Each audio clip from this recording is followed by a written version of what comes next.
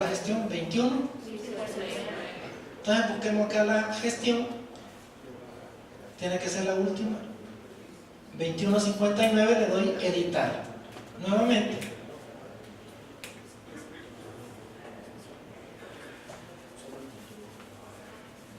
Y aquí está. Orden de compra o código de productor de la Secretaría de Agricultura y Ganadería de Honduras, que son los dos documentos que establecen exoneraciones.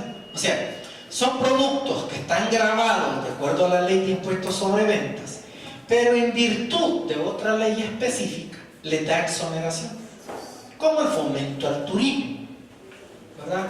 La importación de camas para hoteles no paga impuestos sobre venta. La importación de ascensores, aires acondicionados, lámparas para esos hoteles no pagan impuestos sobre venta, pero debe de mediar una orden de compra. Actualmente, si un adquirente hondureño quiere hacer valer su exoneración, va con esos documentos a aduana a una guerra encarnizada con el funcionario aduanero para establecer si ese bien es el que está exonerado o no. Aquí ya no. Aquí ya él consigne y el sistema va a verificar inciso arancelario, cantidad de bienes exonerados y valida. Pasa si el número de orden de compra o el código es correcto. Pasa si el inciso arancelario consignado en esos dos documentos es el consignado en la fiducia. Si no, lo graba. Y si la orden de compra fue para 50 unidades y en la fiducia se pretende colocar 500 para no pagar impuestos, se la va a rechazar porque lo máximo que abarca son 50 unidades. ¿Estamos? Ese es el sentido y la lógica de estas exoneraciones de los clientes de Honduras. Entonces, como decía la licenciada Belis, ojo, ¿verdad? Siempre recalquen que esto es para el adquirente, no para el que está transfiriendo. Bueno, continuando, y vamos a buscar un archivo, ¿verdad? Acá. Entonces, seleccionamos archivo, vamos a donde lo tengamos guardado, lo buscamos,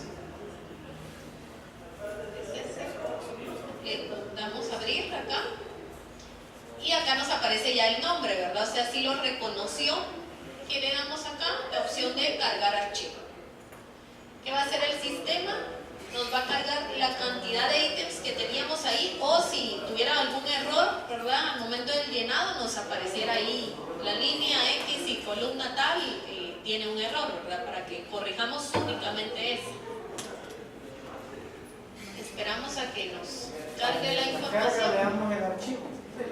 Una pregunta con ese error en la carga. Se carga todos excepto la línea que tiene problema y hay que volver a subir la línea, o si el archivo tiene error no te carga ninguno hasta que corrijas la línea y vuelvas a subir el archivo. Carga los que sí tienen, los que no tienen error, y tenemos que ir a modificarlo, o incluso ahí mismo podemos hacerla, nos habilita dos opciones, un lápiz y una X, y ahí podemos pinchar la opción de editar, que es el lápiz, y solo modificar el inciso o algo así para que ya nos reconozca toda la línea. Acá ya aparecen todos los ítems, que son 15, y era lo que les decía, ¿verdad? Un lápiz y una X, y en la parte de abajo nos aparecería en rojo si tuviera algún error. Entonces ya editamos o eliminamos. Ahora bien, si ya cargamos todos estos, pero nos recordamos que teníamos que cargar otro inciso, podemos hacerlo de forma manual. Sobre su pregunta, que me quedó allí. Imagínense que el inciso 11 requiera notificación MCF. Y usted lo puso en el archivo Excel. La orden que usted le dio, cárgueme y valide, dice. Entonces lo carga y le va a decir, inciso 11 requiere notificación. Entonces, usted para no irse al archivo, y va y lo elimina, nada más. Obviamente, ese inciso jamás va a poder ingresar manualmente aquí en la fiducia si tiene notificación MCF. No, tienen que ir a la notificación a hacer la notificación. y traernos ese número de la notificación para poder ingresar aquí, que ya la vamos a ver. Y si ya tengo el número y le ingreso acá y me va a No puede. necesita notificación. No puede. Aunque Tiene ya que tenga eliminarlo. notificación. Y porque la única forma en que una mercancía, ojo, la única forma en que una mercancía con libre circulación que requiere notificación pueda estar aquí es a través de la notificación MSD. O sea que la jala automáticamente. Automáticamente, ya lo vamos a ver. Es la única. Por efectos de control. Bueno, entonces ahorita vamos a hacer una carga de un ítem que nos faltó acá, se nos olvidó. Entonces en la parte de acá hay un botón que dice agregar. Entonces lo pinchamos y nos va a desplegar prácticamente todo esto. Miren qué es lo que está en la plantilla. Entonces si ya tenemos el inciso, lo pegamos, nos reconoce. Si no lo tenemos, lo podemos buscar acá donde dice posición arancelaria, que ahí nos va a desplegar casi que el mismo listado que consultamos de primero. Que es este acá, ¿verdad? Entonces, si no, vamos a buscar acá en el listado para que ustedes vean uno que cuente con libre circulación y que no requiera notificación para que lo podamos cargar.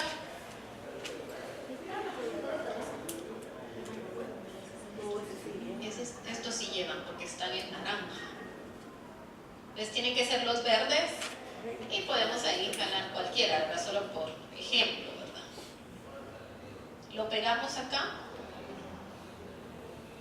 Y esperamos a que el sistema nos reconozca que en la parte gris acá que está bloqueada nos debe de tirar el nombre como aparece allá, ¿verdad? No lo reconoció, creo que le faltan 2 dígitos.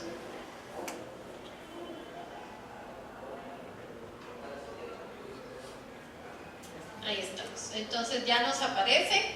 ¿Y qué procede? A hacer la descripción de la mercancía, igual como lo hicimos allá en la notificación, ¿verdad? Colocando detalle de modelo, estilo, marca, medida, lote, número de serie, etcétera, ¿verdad? Lo tenemos que detallar como se detalla una factura. Entonces sí.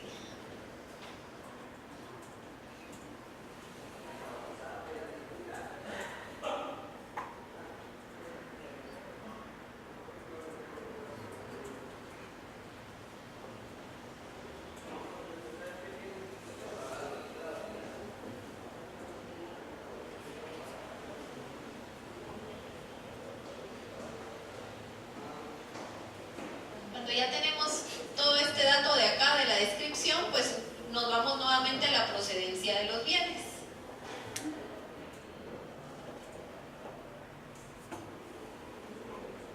Y las mismas opciones, ¿verdad? Producido por el transferente, importado y compra local. Solo que tenemos que estar conscientes que dependiendo qué opción digitemos, nos van a habilitar otros campos. Por ejemplo, si es importado, nos va a solicitar, acá nos va a desplegar que el sistema requiere que coloquemos un número de DUA, ¿verdad? De importación, y el país de origen siempre, ¿verdad? Que aquí tenemos un combo list y ahí lo podemos detectar y seleccionar acá. Si fuera una compra local, tiene que tener la factura. Entonces el sistema nos habilita esta parte de información de origen, el NIT o RTN del proveedor, la serie y la factura. Hay que digitarla, ¿verdad? Acá vamos a colocar producido por el transferente y el sistema que hace automáticamente, como estamos en Guatemala y decimos que lo producimos, que es producido por el transferente, nos coloca Guatemala. La cantidad de unidades acá y esperamos a que reconozca el dato, ¿verdad? La unidad de medida, y ahí contamos con todas las unidades de medida.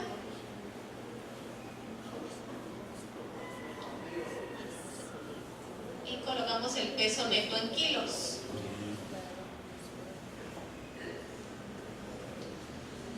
Posteriormente el precio unitario, y como ya les decíamos, estamos en Guatemala, la moneda nacional es el quetzal, entonces tenemos que llenar esta información en la moneda nacional, ¿verdad? Precio unitario en quetzales. El sistema que va a hacer automáticamente, colocarnos el valor total y el valor neto, que si tuviéramos un descuento lo podríamos agregar acá y el sistema va a hacer automáticamente la resta, ¿verdad? Si no lo tenemos, pues ya solo nos queda guardar. Entonces, ¿Cuánto ítem teníamos? 15 bolsitos. Hoy tenemos 16.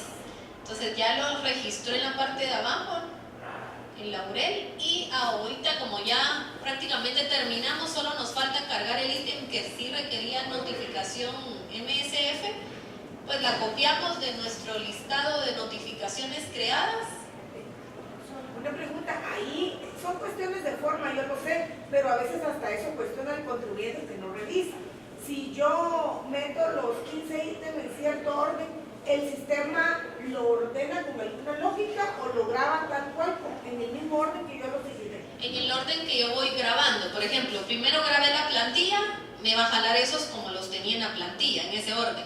Después hice uno manual, abajo, y de último, siempre tengo que dejar para de último los que requieran notificación, entonces por ende me lo va a colocar en la línea 17, ¿verdad? Entonces en ese orden que yo grabé, así es como el sistema me lo va registrando. Entonces acá, al copiarlo, solo eso es lo que necesitamos, así como está, lo pegamos acá y validar y cargar ítems. Entonces, ¿qué va a hacer el sistema? Todo lo que digitamos allá no lo tenemos que volver a digitar acá, ¿verdad? Porque sería como doble esfuerzo. Entonces nos va a cargar la línea 17 con las botellas de aceite de girasol marca excelente. Y esto es lo que requería una notificación, ¿verdad? Como ya les explicaba el licenciado, si nosotros lo quisiéramos colocar manualmente sin haber ido allá, no nos va a dejar el sistema. Entonces ya procedemos a continuar. El tipo de cambio del país transferente y adquirente siempre nos los coloca el del día, y las modalidades de pago, ¿verdad? Nos da 4 opciones. Seleccionamos contado, crédito, compensación u otros, cualquiera que vaya a utilizar en este caso. Ahí no hay ningún problema con la tasa de cambio por el hecho de que como es fluctuante y siempre tengo el día siguiente para pagar, no hay ningún problema con la variación de la tasa de cambio de hoy al día que efectivamente pago. El sistema automáticamente, si yo hice hoy la fiduca, me tira un impuesto a pagar con la tasa de cambio de hoy, y para mañana cuando genere la boleta no me la modifica. No, porque la base imponible, ¿cuándo se determina? Se hace el primero. Exacto. ¿Dónde se causa el impuesto? No cuando se paga.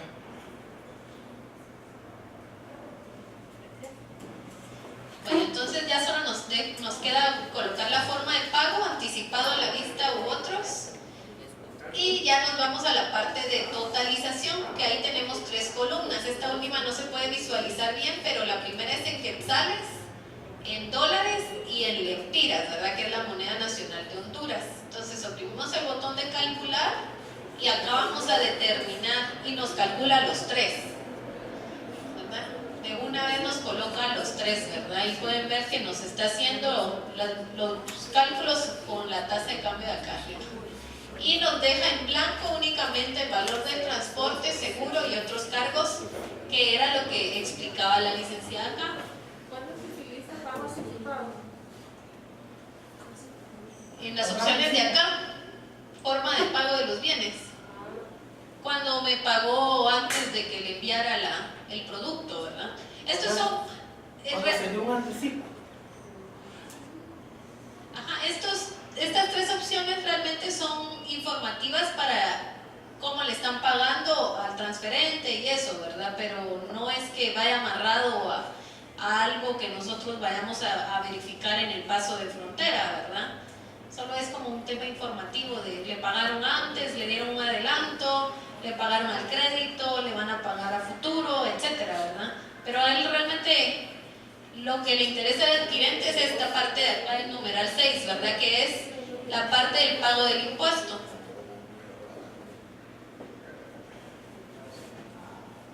Acá lo que dice la licenciada es bien importante para fines tributarios también. Fiscal. ¿Por qué? Porque ahí usted ve, dice compensación. Porque también entre partes relacionadas se compensa. O sea, no me pagas ni te cobro, pero sí compensamos.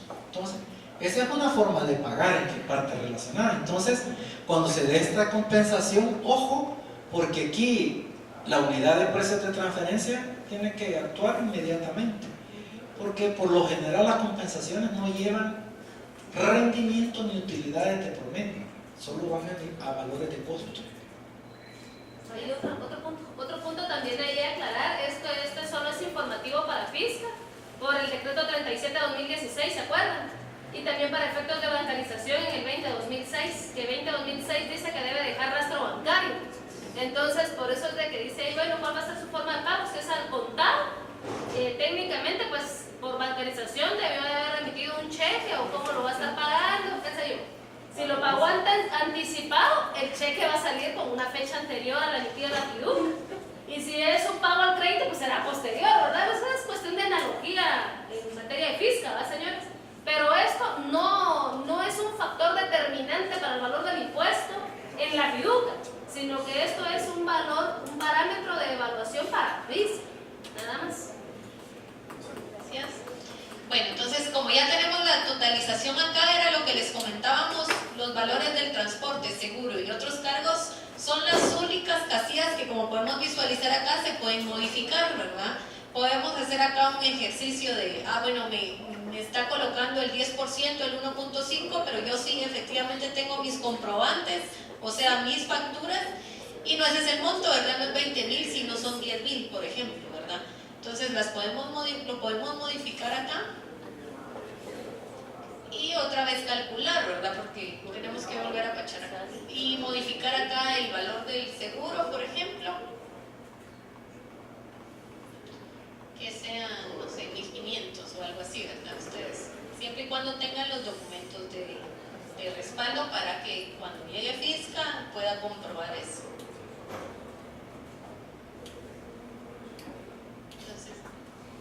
Ya podemos optar por hacer nuevamente el cálculo cuando ya reconoce los valores y nos va a disminuir acá el pago del impuesto, ¿verdad? De 112 nos bajó a 106, ¿verdad? Entonces, esto es lo que el adquirente tiene que pagar en 24 horas, ¿verdad? Tiene 24 horas para realizar ese pago.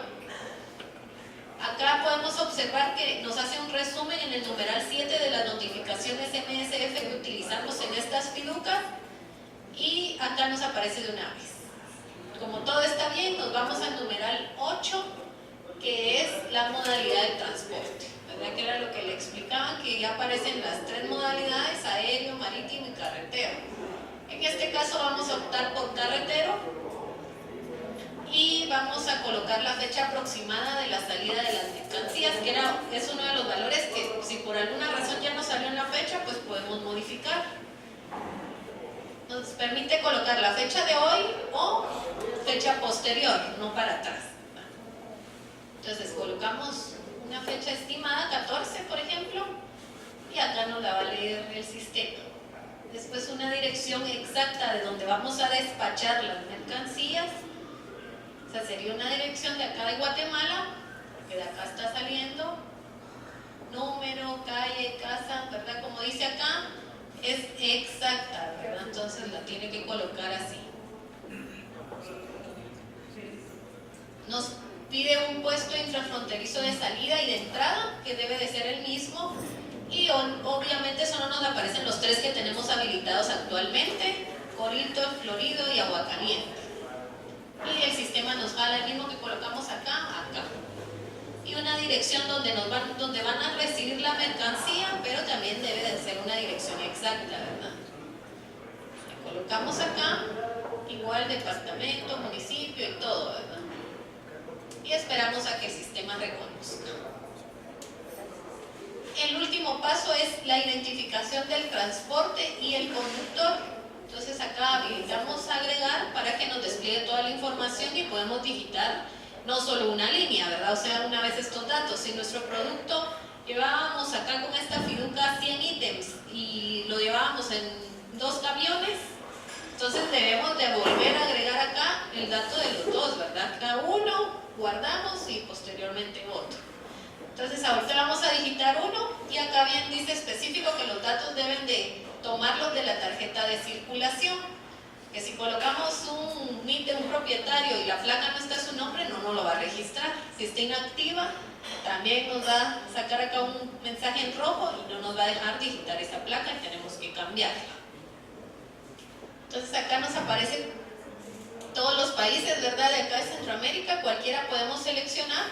Vamos a seleccionar Guatemala debido a que, para que ustedes vean que cuando digitamos información de Guatemala, tanto NID como placa, Cuando se lleva, cuando los transportistas llevan, por ejemplo, una plataforma adicional o algo adicional que tiene otra placa, que el camión tiene una placa y la plataforma tiene otra placa, se ponen los dos. acá donde están los datos de contenedor, se coloca la placa, digamos, pero usted dice que lleva una placa acá y otra acá, un contenedor, pues la puede digitar acá. El país de transporte sería Guatemala, por ejemplo, el NID suyo, por ejemplo, y la placa, la primer placa. Y el contenedor tiene otra, entonces la digitamos abajo. Ahora, si no son del mismo propietario, digamos, tendríamos que habilitar otra vez agregar y agregar todos los datos otra vez de este otro contenedor, digámoslo así. Le damos a agregar. Ajá, acá en agregar, pero si no llenamos solo una vez, ¿verdad? Entonces, como se dieron cuenta al colocar el NID, ¿qué hizo el sistema? Nos reconoció el nombre, ¿verdad? Porque en Guatemala sí tenemos en línea esta información. Entonces colocamos la placa la debemos de colocar sin guiones para que no la reconozca el sistema. Y al pegarla, esperamos también que el sistema reconozca y nos va a jalar todos estos datos, tipo, marca, línea y año, ¿verdad? Podemos utilizar cualquier placa, no debe ser un transporte autorizado ni nada, ¿verdad? Ustedes pueden utilizar, o el contribuyente puede utilizar cualquier placa. Y estos dos datos de contenedor y número de marchamo no son obligatorios, ¿verdad? Porque si no aplica en este caso el número de contenedor, pues no lo vamos a tener. Y el número de marchamo quedó a discreción del contribuyente si quiere utilizar o no, ¿verdad? Si no lo utiliza, pues obviamente no lo digitamos y ya nos pasamos a los datos del conductor. Aquí nuevamente nos pide el país de identificación y un NID o RTN opcional. Entonces, si lo tenemos, pues lo digitamos, ¿verdad? Del conductor. Estos datos no tienen que ser iguales. Acá por fines de ejemplo, pues vamos a colocar los mismos, pero por ejemplo aquí puede ser transportes azules, ¿verdad? Y una placa que esté a nombre de esta empresa, por ejemplo, si fuera una empresa, y acá va a ser una persona individual, ¿verdad? Quien nos maneja ese transporte. Entonces acá solo por ejemplo, por temas de ejemplo, pues le vamos a colocar el mismo y acá nos va a registrar los datos del contribuyente también. Acá ya están los nombres, apellidos y ya solo tendríamos que llenar país de nacimiento, fecha de nacimiento. El tipo de identificación únicamente nos habilita pasaporte y en caso de Guatemala DNI, ¿verdad?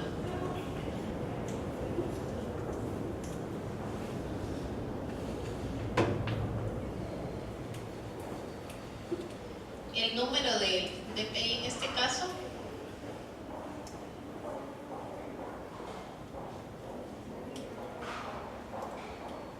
Y la fecha de vencimiento, si la tuviéramos, si no, dice que solo es requerido para pasaporte, ¿verdad? No es obligatorio este punto, entonces si lo tenemos, pues lo digitamos y si no lo tenemos, pues la podemos dejar en blanco.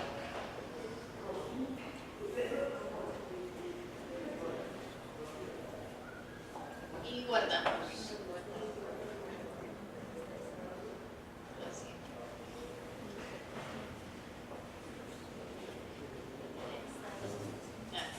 Está poniendo atención. ¿Qué pasa si un copiloto de transporte? ¿Dónde lo pongo ahí? Solamente tienen que ir los datos del conductor, como bien lo dice acá en el copiloto. Ajá, se baja del camión y va a migración y se registra como todos, ¿verdad? Cuando vamos a cruzar frontera. La autoridad de migración no permite hacer prechequeo para copilotos, solo para conductores.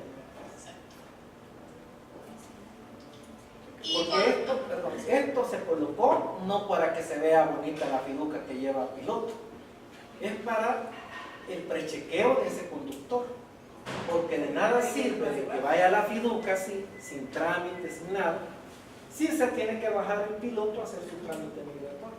Ahí se rompe toda la cadena de la facilitación.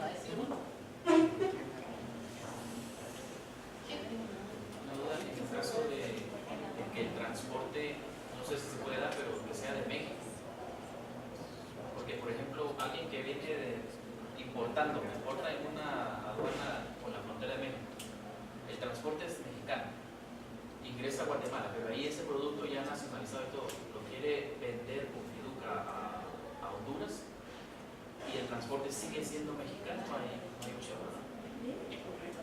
Porque solo vi los países de Centroamérica, pero no sé si, me imagino que se puede dar el caso. No es permitido. No. De hecho, de acuerdo al reglamento de tránsito, por decirle algo, si el medio de transporte viene de Estados Unidos pero va por Costa Rica, entra a Guatemala y se le hace una DUT para que pueda pasar por Guatemala, El Salvador, Honduras, Nicaragua y llegue a Costa Rica. Y se regresa vacío hasta su país. No puede agarrar viaje, como dicen, de Costa Rica para Nicaragua. No puede, porque no le es permitido. Entonces tocaría en Guatemala, por Sí, ejemplo. aquí dejan, tiene que salir vacío para México. Además, México No es permitido. México No permite, ningún país de Centroamérica permite ese tipo de transporte. Entre centroamericanos sí. Ya. Imagínense que venga un medio de transporte de El Salvador a Guatemala, pero resulta que le dice el empresario, fíjate que esta mercancía ya la vendí, ¿quieres que me la llevas a San Pedro Sula? Sí, hombre, se puede ir a San Pedro Sula. Bueno, y finalizando acá, podemos observar que tenemos unos botones habilitados, únicamente validar, guardar gestión y salir de este formulario, ¿verdad? Para hacer el borrador que nosotros les decíamos, para que su cliente vea allá en Honduras si está bien, o si puede pagarnos, y cuando ya nos diga, mire, mañana le puedo pagar, ya la podamos transmitir, y evitar que pasen más de las 24 horas y no pueda pagar. Guardamos, ¿verdad? Si no, solo validamos para que nos habilite, si todo está correcto, el botón de transmitir. Una vez validada ya no se puede corregir, guardar. Bien, todavía. Entonces, ahorita que validé puedo guardar gestión y me salgo. Hasta que cuando yo oprimo el botón de transmitir, ahí ya me genera un número de fiducia, un código QR